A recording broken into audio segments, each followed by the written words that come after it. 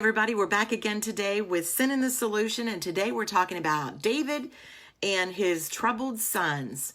And I'm sure that if you've ever thought about it and you've experienced life's worst moments, that those moments could actually provide inspiration, learning. And today we're going to look at some of the troubles that David's sons experienced and what we can learn from those. But the first thing we need to look at is those experiences that we have seen by our own eye, making note as a wise person not to make those same choices, that we need to make different and better choices, not to follow that same path. This is how we better ourselves. And I'm sure that you were compassionate and probably even prayed for those who were going through those trials. But be a wise person and make notes not to follow those same suits. So let's go ahead and take a look at David's sons and what happened. We have Amnon. He was consumed with lust. Absalom had an anger issue, and Adonijah was envious, conniving, and prideful. Is that a surprise? Look at their father, who had a scandalous affair.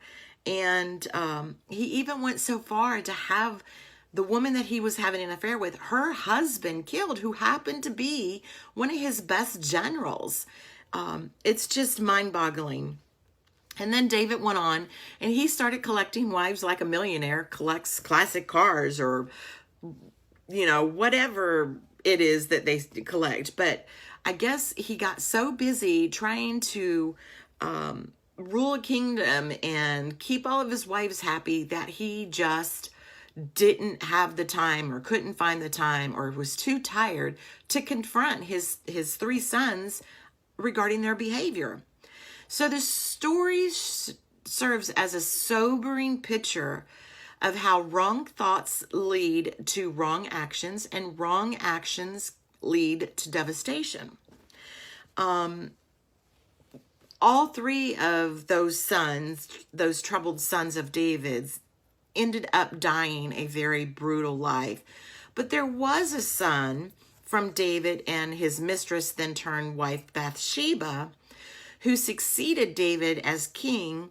And I'm sure that he thought about the prospects of what the kingdom was versus what it could have been, and how his own dysfunctional family and all of those dead brothers played into him. And Solomon wisely cautioned, there is a way that appears to be right, but in the end leads to death. And that's in Proverbs 14:12. This is a good warning and a summary of sin, as we all will ever find. So let's just look at some of the additional things that these sons partook in. Amnon, he raped his sister Tamar, and he was killed by Absalom.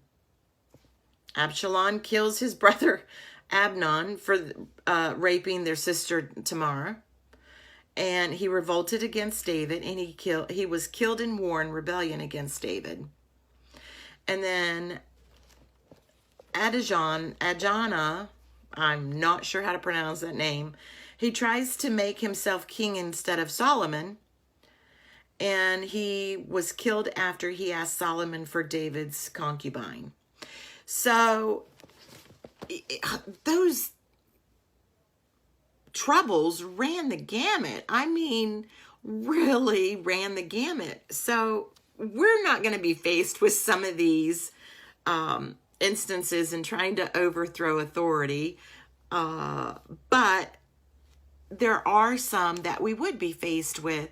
And I just pray that you make wise choices. And we learn from the characters in the Bible that God has put before us, and that we are able to better our lives and move on.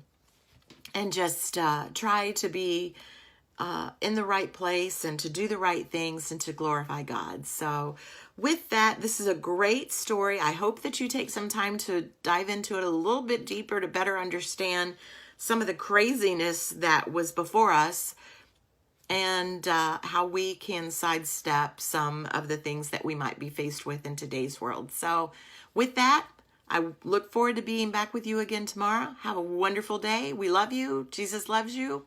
And we'll talk to you next time. Have a good one. Bye-bye.